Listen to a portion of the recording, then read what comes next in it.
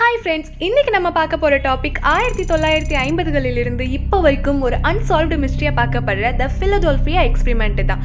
இந்த experiment connect பண்ணி time travel and teleportation போன்ற கான்செப்டும் பேசப்பட்டு வருது. இதை பற்றி பல யூடியூப் சேனலில் பேசியிருக்காங்க. இருந்தாலும் இதை பற்றி சொல்லப்படாத சில விஷயங்களை இந்த வீடியோவில் பார்க்க போகிறோம். இந்த ஸ்டோரி 1950ஸ்லேருந்து ஸ்டார்ட் ஆகுது. மே 28, 1956 மொரிசஸ் கே ஜேசப் என்கின்ற ஒரு UFO ஆராய்ச்சியாளர் வீட்டுக்கு ஒரு லெட்டர் வருது.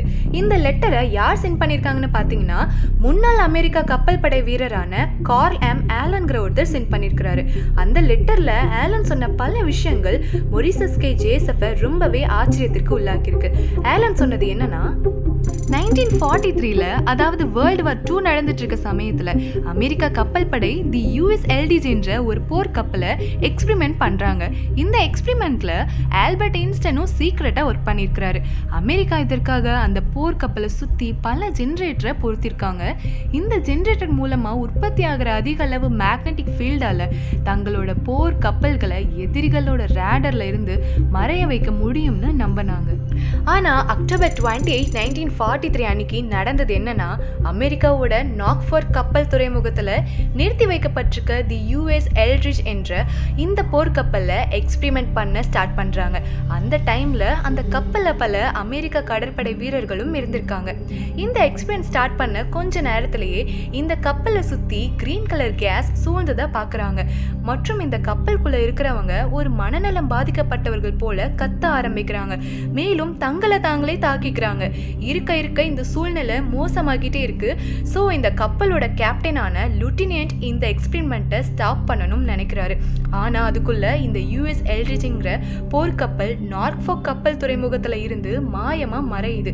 மாயமான சில வினாடிகளிலேயே இந்த கப்பல் மீண்டும் அமெரிக்காவோட ஃபிலடெல்ஃபியாங்கிற துறைமுகத்தில் தோன்ற ஆரம்பிக்குது.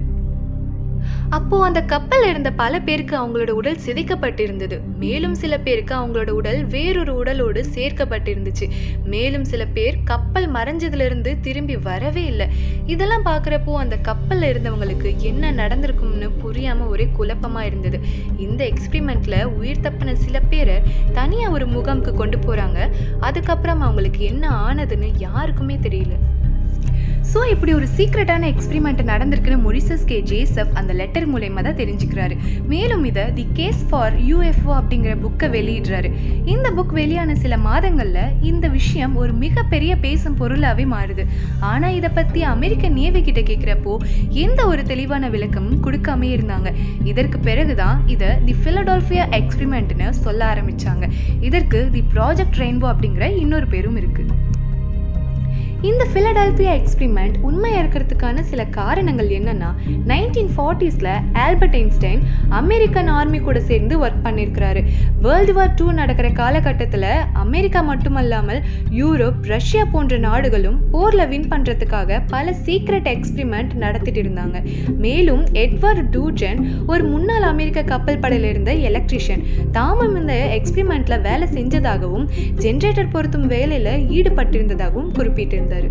இந்த ஃபிலடெல்ஃபியா எக்ஸ்பிரிமெண்ட் பற்றி பல செய்திகள் வந்தாலும் இன்னைக்கு வரைக்கும் இது மிகப்பெரிய ஒரு கான்ஸ்பிரசி தியரியா தான் பார்க்கப்படுது. இந்த எக்ஸ்பிரிமெண்ட் பற்றி நீங்க என்ன நினைக்கிறீங்க? அதை கமெண்ட் பண்ணுங்க. மேலும் இது போன்ற சுவாரஸ்யமான வீடியோஸ்களுக்கு மில்லியன் டாக்ஸ் உடன் இணைந்திருங்கள். தேங்க்ஸ் ஃபார் வாட்சிங்.